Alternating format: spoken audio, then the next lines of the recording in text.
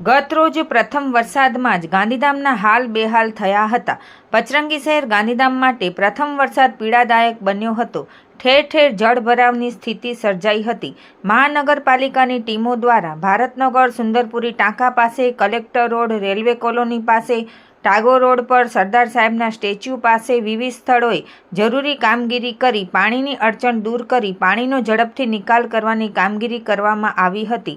આ દરમિયાન નાયબ મ્યુનિસિપલ કમિશનર સંજયકુમાર રામાનુજ તથા કમિશનર મેહુલ દેસાઈ દ્વારા રાઉન્ડ લઈને જરૂરી સૂચનાઓ પણ આપવામાં આવી હતી। મહાનગરપાલિકા તંત્રના દાવા મુજબ પાણી નિકાલની કામગીરી કરાઈ હતી। ગાંધી માર્કેટ પાસે તો ચાલુ વરસાદમાં દબાણ પણ તોડવું પડ્યું હતું, તો ઘણી જગ્યાઓ પર રોડ પણ તોડવા પડ્યા હતા। પરંતુ લોકમતે જોવા જઈએ તો ઘોડા છૂટ્યા પછી તબેલાને તાળા મારવા જેવી સ્થિતિ છે।